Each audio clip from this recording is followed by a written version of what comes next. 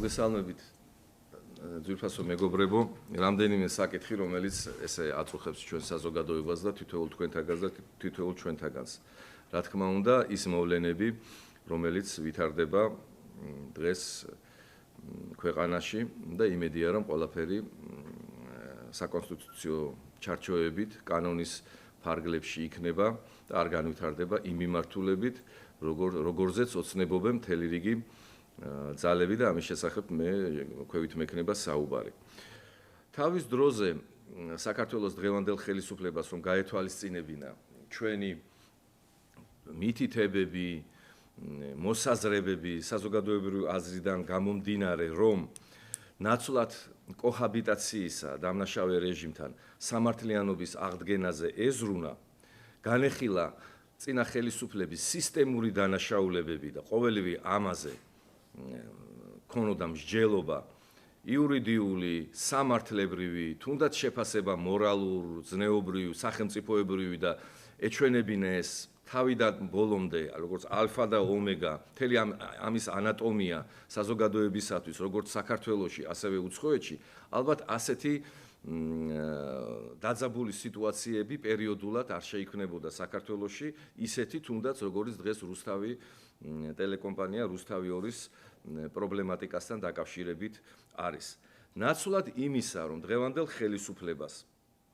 მიეღო ის გამოწვევები, რაც არის საქართველოს როგორც დამოუკიდებელი სახელმწიფოს მიმართ ყველა კუთხით საშინაო პოლიტიკა თუ საგარეო პოლიტიკა ყურადღება გაემახვილებინა იმაზე, რომ არის უზარმაზარი ჩავარდნები საგარეო პოლიტიკის თვალსაზრისით დაწყებული მცოცავი ანექსია რომ გრძელდება დამთავრებული იმით, რომ მიუხედავად იმისა, რომ ჩვენ უნდა ყოფილიყავით 2008 წლის ომის საკითხებით დაინტერესებული, გამოძიების საკითხებით დაინტერესებული, თითითიძე არ დაუკარებიათ და ჰააგის საერთაშორისო სისხლის სამართლის სასამართლოს პროკურორი ჩამოვიდა და აქეთ გვეკითხება ჩვენ, რატომ არ ახარ დაინტერესებული და რატომ არ გვაწვდით მასალებსო, ნაცვლად იმისა, რომ ეს საკითხები მოეგვარებინათ, ნაცვლად იმისა, რომ ეკონომიკური საკითხები მოეგვარებინათ და ლარის ეროვნული ვალუტის სრულ კოლაფსამდე არ მოსულიყვნენ, ისინი დაკავებული არიან აბსოლუტურად სხვა საკითხებით. Აი ეს არის ძალიან ცუდი და გულსატკენი. ამიტომ არის რომ განსაკუთრებით გამაღიზიანებელია ეს საზოგადოებისათვის და ის რაც დღეს ხდება ტელეკომპანიასთან დაკავშირებით იკვეთება ისე რომ ვიღაცას ეს აწყობს ხელისუფლებას რომ თავისი უმოქმედობა, არაპროფესიონალიზმი და ხშირ შემთხვევაში სახელმწიფოებრივი დოყლაპიობაც კი გადაფაროს მორიგი პრობლემით აწყობს წინა ხელისუფლების პოლიტიკურ ძალას ნაციონალურ მოძრაობას, რომელიც ყველა სიტუაციას იყენებს იმისათვის, რომ ქვეყანაში საარჩევნოდ დაიძაბოს პოლიტიკური სპექტრი, მოხდეს საზოგადოებრივი სამოქალაქო დაპირისპირება, ამის მრავალი მაგალითი ქონია, მით უმეტეს რომ ნებით თუ უნებლიეთ დღევანდელი ხელისუფლება თავის უმოქმედობით ხელს უწყობს ყოველივე ამას. რაც შეეხება ზოგადად და კონკრეტულად ტელეკომპანიის შემსმიერ ზემოთ ნახსენებ ტელეკომპანიას, უდავოდ ის არის ძალიან მაღალპროფესიული, ძლიერად დაფინანსებული და მაღალპროფესიული კვალიფიკაციის ჟურნალისტებისგან შემდგარი ტელევიზია, მაგრამ მე მივმართავ მას როგორც მოქალაქე და არა მხოლოდ როგორც მოქალაქე, როგორც პოლიტიკური პარტიის ერთ-ერთი წარმომადგენელი და წევრი, რომ მათ აქვთ უნიკალური შანსი დღევანდელი მძიმე სიტუაცია მათთან დაკავშირებით გამოყენებული იქნას ორი მიმართულებით, ერთხელ და სამუდამოდ ნებისმიერი ხელისუფლების, თუნდაც დღევანდელი ხელისუფლების ჩარევის მცდელობა თუ პოლიტიზება თუ რაღაც ირიბის ზეწოლები სასამართლოს თუ სხვა სახით თავიდან ბოლომდე მოიცილონ და მეორე არის ის და მე ვფიქრობ მთავარი, რომ ერთხელ და სამუდამოდ ისინი განთავისუფლდნენ, ვიტყვი ამას განთავისუფლდნენ ერთი პოლიტიკური ძალის, ანუ ნაციონალური მოძრაობის მე ვიტყოდი გავლენისგან და მათი საცეცებისგან, მათი პოლიტიკური ლიდერების პირდაპირი ჩარევებისგან და გავლენისაგან. ეს უნდა განხორციელდეს მხოლოდ თავიანთი ნებით. მათ უნდა განახორციელონ ეს და არ მიიღონ არანაირი მითითებები, ეს ნაკლებად ეხება კონკრეტულად ჟურნალისტებს, ეს ეხება ხელმძღვანელობას. არ არის სწორი, როდესაც უცხო ქვეყნის კონკრეტულად უკრაინის ოდესის გუბერნატორი თავიდან ბოლომდე ჩართულია ამ საქმეში არაოფიციალურად. რა თქმა უნდა და ჩვენ ამის შესახებ ვიცით. როდესაც დაკითხვებზე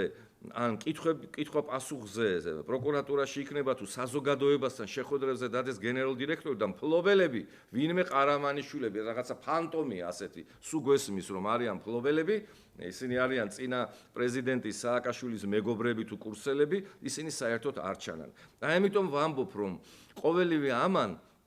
შეიძლება შექმნას ის დაპირისპირების მცდელობა საზოგადოებრივი, რაც დღეს საქართველოში შეინიშნება. თუმცა მე ვამბობ, რომ აქ რაღაცა კონსტიტუციურ საფრთხის შემცველი, რაღაცა განსაკუთრებული ჩვენი ხედვით არ უნდა მოხდეს, თუ ეს პროცესები მიშვებულ არ იქნა და საერთოდ ყველანაირად უნდა იქნას აღკვეთილი მცდელობა, რომ ეს ქმედებები და ეს მოვლენები ტელეკომპანიასთან დაკავშირებით არაჯანსაღ პროცესებში არ გადაიზარდოს. უკვე არის მცდელობა და ჩვენ ხედავთ, რომ ზოგიერთი სპექტაკლივით მიდის ტელეკამერებთან, რომ გამოჩნდეს და ისაუბროს თავიანთ პოზიციებზე. ეს ეხება განსაკუთრებით ერთკაციან პარტიების წარმომადგენლებს, რომ გააცოცხლონ თავის თავი და მთელ რიგ არასამთავრობო ორგანიზაციებს. ჩვენი პოზიცია, ჩვენი პოლიტიკური ძალის პოზიცია არის ზომიერი, მკვეთრი, უპირველეს ყოვლისა საბოლოო დასკვნები უნდა გაკეთდეს, როდესაც სამართლებრივ სივრცეში დაბრუნდება და ჯერჯერობით ამის ნიშნები, რა თქმა უნდა, არის. იყოს ყველაფერი მაქსიმალურად გამჭვირვალე და საბოლოოდ ვიცოდეთ ვინ ფლობს ან ვინ არ ფლობს ან ვინ მართავს აღნიშნულ ტელეკომპანიას არ უნდა გაიმეოროს დღევანდელმა ხელისუფლებამ წინა ხელისუფლების არათუ შეცდომები დანაშაული რაც გახსოვთ თქვენ შევარდნებით მედია წარმომადგენლების მედიის სახლიდან გამოყრიდა სხვადასხვა ვიდეო აუდიო ჩანაწერების გამოქვეყნებით ხდებოდა ფარული არ უნდა გაიმეოროს ეს შეცდომები და უნდა ყველაფერი გაკეთდეს იმისათვის რომ მიკერძოებას არ ქონდეს ადგილი და რაც თავარია დღევანდელმა ხელისუფლებამ მეტად იფიქრეთ ქვეყანაზე, ქვეყნის ინტერესებზე და არა იმაზე, სად რა გავლენებს მოიპოვებთ. ეხლა მე არ შემეძლია არ თქვა იმ განცხადებებზე ყველაზე არა, მაგრამ კონკრეტულად ერთზე, რაც ამ ფაქტებთან დაკავშირებით იყო. ეს ეხება საქართველოს პრეზიდენტის, მე ვფიქრობ, ძალიან დაბალი კვალიფიკაციის სპეციალისტების მიერ, ამრჩევლების მიერ, თუ არ ვიცი, ვის იქ არიან ესეთი გამოცდილი ხალხი, მაგრამ ვინ ურჩია მას ასეთი განცხადება ბრიფინგზე გაეკეთებინა. ეს იყო პირდაპირ ცეცხლზე ნავთის დასხმა, ეს იყო არასახელმწიფოებრივი ხედვა, როდესაც პრეზიდენტი, რა თქმა უნდა, დანიშნულს უძახი ამ პრეზიდენტს, მაგრამ მაინც აკეთებს ასეთ განცხადებას, უპირისპირდება აღმასრულებელ ხელისუფლებას და მის ხელმძღვანელს და არის გამოთქმები არაკოლეგიალური, ნაცვლად იმისა, რომ ყოფილიყო ეს ყველაფერი პირად საუბრებში, მაგრამ ოფიციალური განცხადება ყოფილიყო სხვა და რაც მთავარია, იგი გამოჩნდა როგორც მხარე.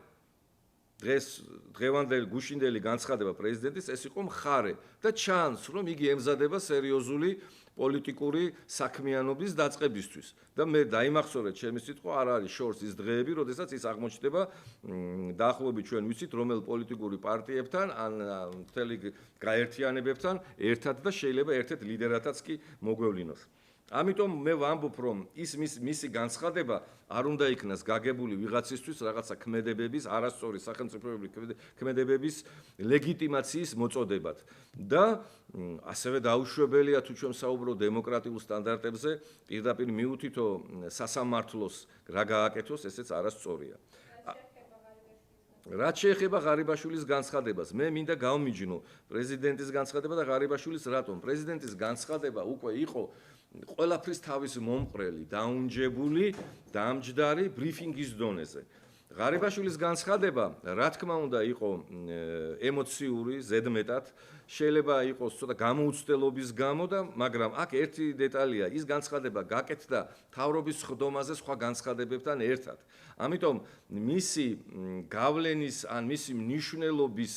მისი მნიშვნელობა იმდენად დიდი არ იყო, რამდენიც პრეზიდენტის ამ მხოლოდ ერთ კონკრეტულ საკითხთან მიძღვნილი საკითხთან დაკავშირებით ჩატარებული ბრიფინგი. მე რა თქმა უნდა არ ვამბობ, რომ ღარიბაშვილის განცხადება იყო განსაკუთრებულად გამოწვლილივი და პოლიტიკური, მაგრამ მას ახასიათებს ეს და ეს მისი დიდი პრობლემაც არის. მაგრამ, როდესაც ეს ხდება, მით უმეტეს არ უნდა იყოს პრეზიდენტის განცხადება გამომწვევი რაღაც საკითხების და ეს ძალიან მოხვდა ყოველას თვალში მიუხედავად ყოველგვარი პიროვნული დაპირისპირებისა ან რაღაც ესეთი სუბიექტური თუ ობიექტური დამოკიდებულებისა ამ ადამიანების მიმართ. და კიდევ ძალადობასთან დაკავშირებით, რა თქმა უნდა, ჩვენ როდესაც ვამბობ მე რომ დღევანდელი ხელისუფლება არ უნდა დაებსგავსოს წინას, გულისხმობ პირველ ყოვლისა იმას, რომ ძალადობა ოფისებზე თავდასხმა თუ ცემა, ტყეპა თუ შევარდნები არ უნდა გამეორდეს. ეს გამორიცხულია, არასწორია და მით უმეტეს წახალისება და ერთი ესეთი სასაცილო რამ, როდესაც რუსთაველზე ტაბულას რედაქტორმა, გვარად ჩერგოლაშვილმა მეუღლე რომ არის ბოკერიასი გააკრა ერთი პატარა ფარატინა ქაღალდი, 5 ეკიპაჟი თავს დაესხა და ლამის გმირად გახადეს ქალბატონი, მეორე ჟანა დარკად მოგვივლინა დღევანდელმა ხელისუფლებამ თავისი უნიათი ქმედებების გამო და დააკავეს და ასეთი თავდასხმები, როდესაც ხდება ოფისებზე, ადეკვატური რეაგირებები უნდა იყოს. ესეა, თუ ჩვენ ვაშენებთ ნორმალურ და სამართლებრივ სახელმწიფოს და მე არ მომწონს ასეთი წინა ხელისუფლების მხრიდან ჩემი ოჯახი იყო პირველ რიგში თავდასხმების მსხვერპლი, მაგრამ ეს არ ნიშნავს იმას, რომ ეს ჩვენ მიხაროდეს და მომწონდეს, რომ ეს გაიმეოროს დღევანდელმა ხელისუფლებამ. ამდენად მე კიდევ ერთხელ მოუწოდებ ყველა მხარეს და უპირველეს ყოვლისა დღევანდელ ხელისუფლებას, რამე თუ ხელისუფალი სუსტია, ძლიერია თუ როგორც არის, მიმდინარე პროცესებზე ქვეყანაში პასუხისმგებელი უპირველეს ყოვლისა ისაა. ნუ ადგენინებთ სხვებს თქვენს დღის წესრიგს, რეჟიმს, მიხედეთ ქვეყანა, ნუ დგავთ სულელურ არასწორ ნაბიჯებს, თუ რამე არ გესმით, შეგვიძლია ჩვენ კრიტიკულად ან კოლეგიალურად, როგორც ოპოზიციონერებმა კიდევ ერთხელ გირჩიოთ, მაგრამ ისე ქართული ოცნებაც წასასვლელი ამ ხელისუფლებიდან,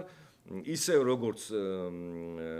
ხელისუფლებას გარკვეულ შტოებში დარჩენილი ნაციონალური მოძრაობა და იმედია, რომ უახლოეს არჩევნებში, საპარლამენტო არჩევნებში ჩვენი ჭკვიანი და ბრძენი ქართველი ხალხი, ქართველი ერი ამჯერად მაინც სწორ გადაწყვეტილებას გააკეთებს და არ გაიმეორებს იმას, რაც არ იქნება დაშვებული ის ემოციური გადაწყვეტილებები, რაც პერიოდულად არჩევნების წინ ხდება ხოლმე.